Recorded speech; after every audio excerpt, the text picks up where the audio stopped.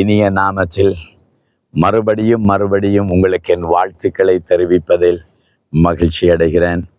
தேவன் உங்களையும் மகிழ்ச்சியாக்கி வலுவாதபடி உங்களை காக்கவும் தம்முடைய மாசற்ற சன்னிதானத்தில் உங்களை நிலைநிறுத்தவும் தேவன் வல்லவராயிருப்பதினால் இந்த நாளிலே உங்கள் போக்கையும் வரத்தையும் தேவன் ஆசீர்வதித்து நீங்கள் கையிட்டு செய்கிற எல்லா வேலைகளிலும் உங்கள் தேவனாகிய கர்த்தர் உங்களுக்கு நன்மையையும் மேன்மையும் கொடுக்க வல்லவராயிருக்கிறார்.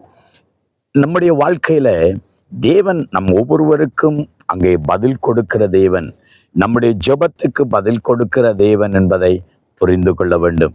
நாம் தேவனை நோக்கி ஜெபிப்பதற்கும் வேண்டிக் கொள்வதற்கும் இல்லாட்டால் நினைப்பதற்கும் மேலாக தேவன் கிரியை செய்கிறவர் என்பதை அறிந்து கொள்ள வேண்டும்.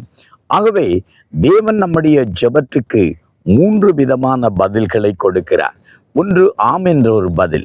நம்முடைய வாழ்க்கையில தேவன் கொடுக்கிற பதில், அதை தேவன் ஆம் என்று சொல்லுகிறதுனால்தான் நம்முடைய ஜெபத்துக்கு அடுத்த நிமிடமே, அடுத்த சில மணி நேரத்திலேயே, அடுத்த சில தினங்களிலேயே நம்முடைய ஜெபத்துக்கு தேவன் கொடுக்கிற பதிலாக ஒரு அற்புதத்தை காண்கிறோம். நம்முடைய தேவைகள் சந்திக்கப்படுகிறது.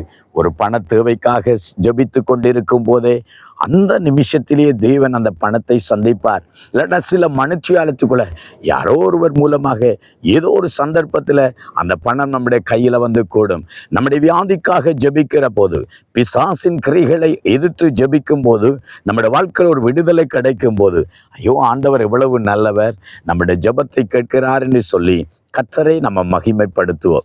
தேவன் நமக்கு கொடுக்கிறதான பதில்கள் அநேக முறைகளில ஆமென்றே இருக்கிறது. சில வேளையில் தேவன் நமக்கு கொடுக்கிற பதில் என்ன தெரியுமா? இல்லை என்று சொல்லுவார். நம்முடைய ஜெபத்துக்கு சில வேளை நம்ம ஜெபிக்கும் போது தேவன் அது இல்லை என்று சொல்வார். நம்முடைய பிள்ளைகள் நம்மிடத்துல வந்து ஏதாவது கேட்கும் போது நாம் அவர்களுக்கு கொடுக்கிற பதில் என்ன? இல்லை, தர முடியாது, அதை செய்ய முடியாது, அதை வேண்டி கொடுக்க முடியாது என்று சொல்லி நம்ம சொல்லுவோம். ஏன் அதை நாம் இல்லை என்று சொல்கிறோம்? அதுவும் அவர்களுக்கு கொடுக்கிற பதில். ஏன் இல்லை என்றது காரணம், அதுவும் அவர்களுக்கான ஒரு நன்மைக்காகவே நாம் செய்கிறோம். ஐஸ்கிரீம் கேட்கும் போது கூட இல்லை என்று சொல்கிறோம். ஏனென்றால் அந்த சந்தர்ப்பத்தில், அந்த சூழ்நிலையில அது அவர்களுடைய உடலுக்கு ஒவ்வாது. அந்த சூழ்நிலையில அது அவர்களுக்கு வியாதிகளை கொண்டு வருகும், பிரச்சனையை உருவாக்கும் என்பதனால் இல்லை என்று சொல்கிறோம். சில வேளைகளில் நாமும் தேவனிடத்தில் போய் பல காரியங்களை கேட்கிற போது இல்லை என்று சொல்கிறதை எங்களால் ஏற்றுக்கொள்ள முடியாமல், இல்லை என்றது ஒரு பதில் என்பதை நாம் அறிய முடியாமல் சில வேளையில தடுமாறி விடுகிறோம். அந்த நேரத்தில் தான் ஐயோ என் ஜெபத்தை ஆண்டவர் கேட்கவில்லையே, ஆண்டவர் ஏற்கனவே கேட்டு நமக்கு பதில் கொடுத்து விட்டார், என்ன தெரியுமா? இல்லை என்று சொல்லிவிட்டார். ஆனால் நாமோ இன்னும் பிடிவாதமாக இன்னும் நின்று கொண்டிருக்கிறோம். இல்லை இல்லை என்று திரும்பவும் ஜெபித்து கொண்டிருக்கிறோம். ஆனால் 3வது தேவன் நமக்கு கொடுக்கிற ஒரு பதிலை நாம் அறிந்து கொள்ள வேண்டும். அதில் தேவன் நமக்கு சொல்வார், காத்திரு, பொறுத்திரு என்று சொல்லுவார். அப்போஸ்தலனாகிய பவுல் என்ற ஒரு தேவ மனுஷன், இல்லாட்டால் பரிசுத்தவானாய் இருந்த தேவனுடைய தாசனாய் இருந்தவர், ஒரு முறை தேவனிடத்திலே போய் ஜெபிக்கிறார். 3 முறை ஜெபிக்கிறார்.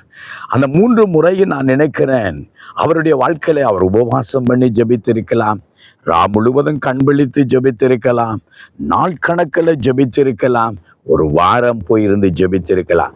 3 முறை தேவனிடத்துல தன்னுடைய பலவீனத்தை மாற்றும்படிக்கு ஜெபிக்கிறார்.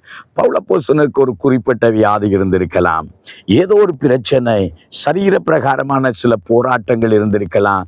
அதனால பவுல் அப்போஸ்தலன் தன்னுடைய தேவனிடத்தில் போய் கேட்கிறான், ஆண்டவரே இந்த பலவீனம் என்னை குட்டும் சாத்தானை போல இருந்து கொண்டிருக்கிறது, இந்த பலவீனம் ஒரு முள்ளை போல நெருக்கி கொண்டிருக்கிறது, நான் ஊழியம் செய்ய முடியாதபடிக்கு, இன்னும் பல தேசங்களுக்குள்ளே போக முடியாதபடிக்கு, என் சரீரத்திலே ஏற்படுகிற வியாதிகள் ஆண்டவரே தடையாயிருக்கிறது. நாம் பிரசங்கிக்கிற போது மக்கள் பார்த்து மற்றவர்கள் எல்லாம் குணமாக்குறான், ஏன் தனக்கு வியாதி சுகமடையவில்லை என்று கேட்டு ஏளனமாய் பேசுகிறார்கள். ஆண்டவரே இந்த பலவீனத்தை மாற்றும் என்று ஜெபித்த போது ஆண்டவர் கொடுத்த பதில் என்ன தெரியுமா? வாசிக்கலாம். 2 கொரிந்தியர் புஸ்தகம் 12வது அதிகாரம் 9வது வசனம். ஆண்டவர் அவனை பார்த்து, என் கிருபை உனக்கு போதும், என் கிருபை உனக்கு போதும், பலவீனத்திலே என் பலன் பூர்ணமாய் விளங்கும் என்று சொல்லுகிறார். இதனால இந்த பதில் அவருக்கு கிடைத்த ஒரு பெரிய ஸ்லாக்கியமா அடைந்தார். அதனாலதான் பவுல் சொல்லுகிறார், என் பலவீனங்களை குறித்து நான் மேன்மை பாராட்டுகிறேன். ஏன் தெரியுமா? நான் பலமுள்ளவனாய் இருந்த போது செய்த ஊழியத்தை பார்க்கிலும் பலவீனத்திலே இருக்கும்போது நான் செய்கிற ஊழியம் அதிகமாய் இருக்கிறது. நான் பலவீனத்திலே இருந்து செய்த பலமுள்ள காலத்திலே, வாலிப காலத்திலே செய்த பிரசங்கத்தை விட என் பலவீனத்தோடு நான் செய்கிற பிரசங்கம் பவர்ஃபுல்லாக, வல்லமையாக இருக்கிறது என்பதை அவர் அறிகிறார். ஆம், எனக்கு அருமையானவர்களே, இன்றைக்கு சில வேளைகளில நம்முடைய பலவீனங்களை நினைச்சு ஐயோ மாற வேணும் என்று நினைக்கிறோம். என் பிரச்சனை மாற வேண்டும், என் கஷ்டம் மாற வேண்டும் என்று நினைக்கிறோம். இல்லை, அந்த கஷ்டத்தின் நடுவிலும் கடவுளுடைய கிருபை, பலம் எவ்வளவு மேன்மையாய் இருக்கிறது என்பதை புரிய முடியுமா? நம்முடைய வியாதியின் நேரத்திலே அவர் கொடுக்கிற பலம் எவ்வளவு மேன்மை என்பதை எங்களால் உணர முடியுமா? அதனாலதான் நாம் ஆண்டவரிடத்தில் ஜெபிக்க வேண்டும். சில வேளை இந்த பிரச்சனை மாறவில்லை, அந்த கஷ்டம் தீரவில்லை, அந்த வியாதி மாறவில்லை என்றால் ஆண்டவரிடத்தில் சொல்லணும், ஆண்டவரே இதை சந்திப்பதற்கான கிருபை எனக்கு தாரும், இதை தாண்டி செல்வதற்கான கிருபை எனக்கு தாரும் என்று கேளுங்கள்.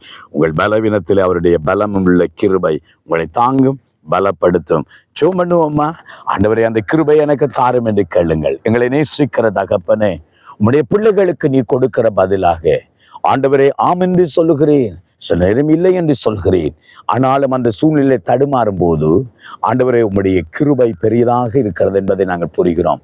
உம்முடைய பிள்ளைகள் இன்றைக்கு சந்திக்கிற சவால்களை கடந்து செல்ல, அந்த சவால்களை சந்திக்க கூடிய மனபலன், தைரிய பலம், சரீர பலனை கர்த்தர் கொடுப்பீரார். பலவீனத்திலே பலன் கொடுத்து தாங்கி பலப்படுத்தி ஆசீர்வதிப்பீரார். நம்முடைய பிள்ளைகளை ஸ்திரப்படுத்த வேண்டும் என்று இயேசுவின் நாமத்தில் ஜெபிக்கிறேன் நல்ல பிதாவே. ஆமென், ஆமென். உங்கள் பலவீனத்திலே பலன் பூரணமாய் விளங்கும். தேவன் தாங்குவார். God bless you.